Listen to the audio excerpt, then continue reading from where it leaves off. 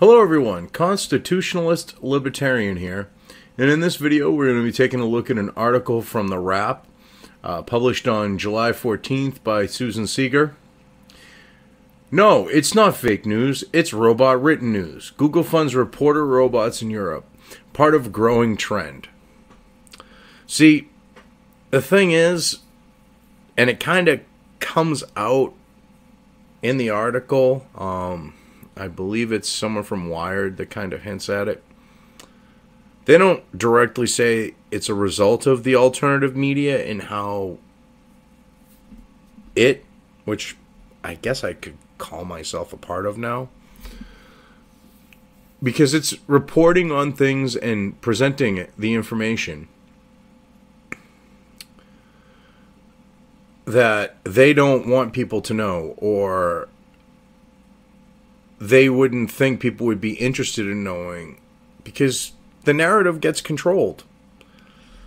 So whether it's by, intentional design or just just overlooking it, what content people take in on the note of news and information had been dictated until the last several years, especially with this last election cycle.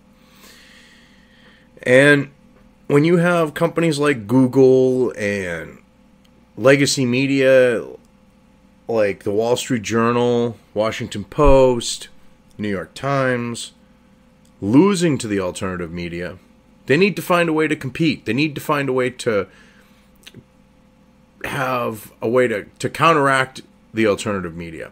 And the way for them to do this is by having these robot written news stories, these robot reporters.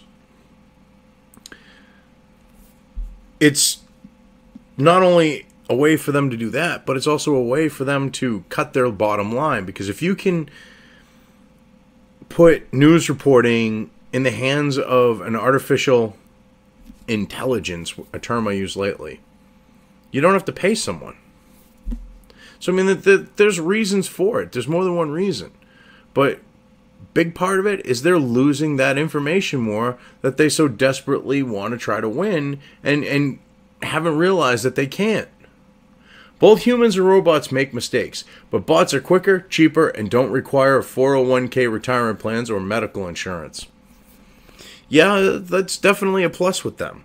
But with how fast people in the alternative media can put stuff out there, they need something that's able to take that information in and be able to counter it if they need to. That's another big part of this. As part of an international trend towards machine-written news reporting, Google has given the United Kingdom's Press Association an $800,000 award to create robot journalists. Well, of course, let them develop it for cheaper, and they can just reap the benefits. I mean, if you look at Google, its parent company Alphabet, any of its other companies, they're all leftist, SJW, Hitler-loving, regressive, progressive shitbags. They really are. So they fear the alternative press exposing the things that they don't want exposed. That's why they're doing this. There's no altruistic motive. There's no worrying about, cutting costs. This is about fighting an information war. And if you can focus bots on fighting that war, and you don't have to put people there, and the bots can act as your cannon fodder, it's a good way to try to counter the alternative media. Because as fast as these non-cohesive individuals can put information out, in theory, if you have powerful enough systems and sophisticated enough bots, as soon as you put something out, they can counter it with the propaganda and the lies and the misrepresentation of facts and so on and so forth. The use of artificial intelligence is expected to help the Overseas Press Association to churn out 30,000 additional articles every month. The award was announced on July 6th. 30,000 articles in a month. That's just one outlet. So you take all of the alternative media And now you have legacy media being able to churn out that many more stories. And it's only going to get more sophisticated as they develop the technology.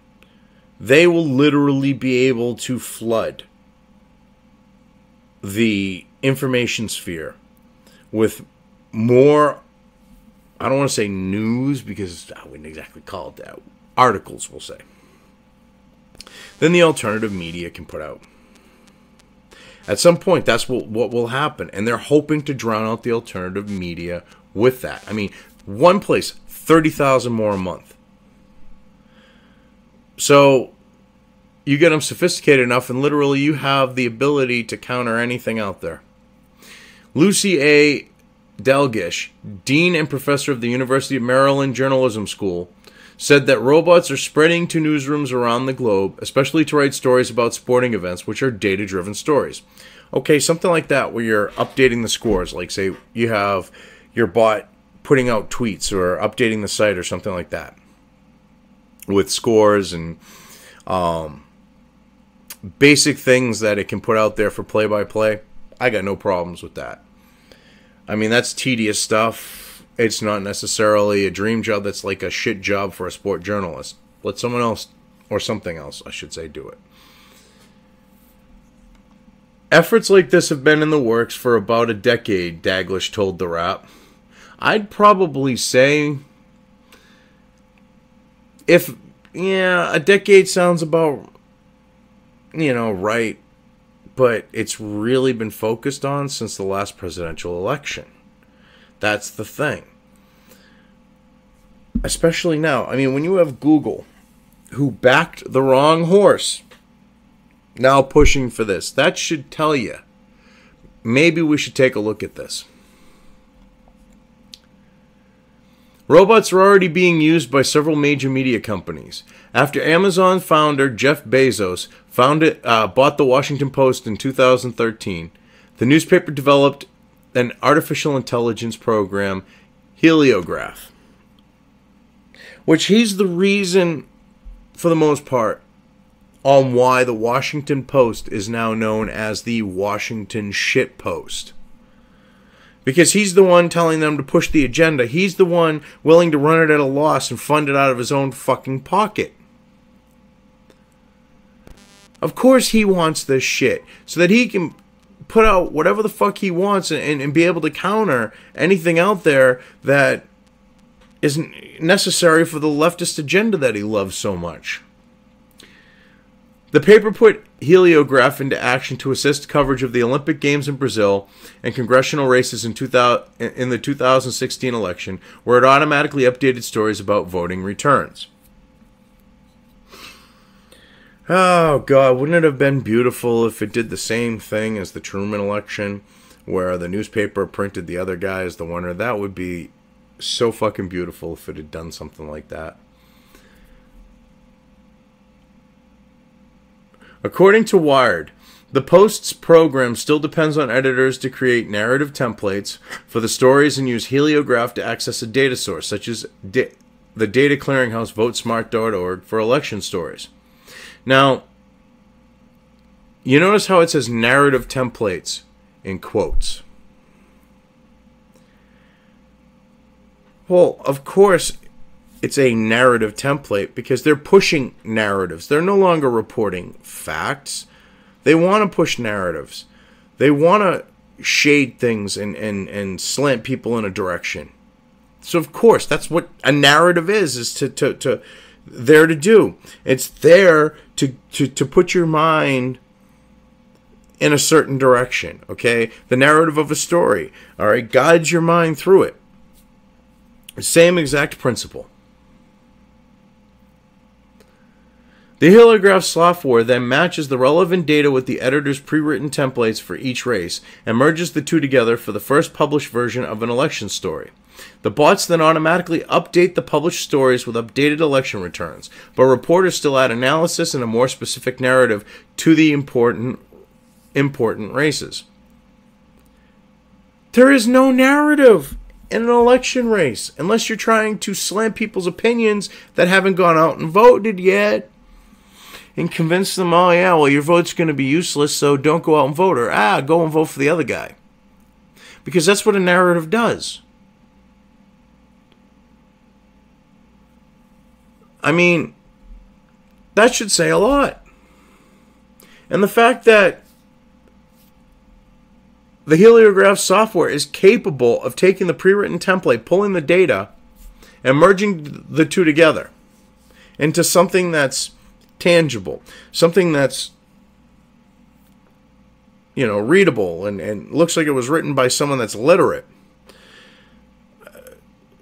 It's just the baby steps towards their weaponizing technology and artificial intelligence to combat the alternative media. The Post wants to use heliograph to expand readership by targeting various niche audiences with specialized stories. Translation: Bezos and the Post want to literally sit there and be able to counter alternative media with target audiences by presenting propaganda that's machine written. That's what that comes down to. It's the Bezos concept of the everything store. Shailesh Prakash, this Post CIO and VP of Digital Product Development, told Wired. But growing is where you need a machine to help you, because we can't have that many humans. We'd go bankrupt. Actually, you can't have that many humans because there are not enough humans out there that would go work for you guys to counter the alternative media.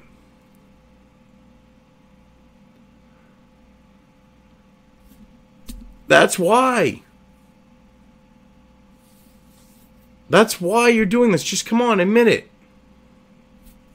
The other news organizations that have artificial intelligence to create content include USA Today, which uses Wibbits, Reuters, which uses News Tracer, and BuzzFeed, which uses BuzzBot, and the Associated Press.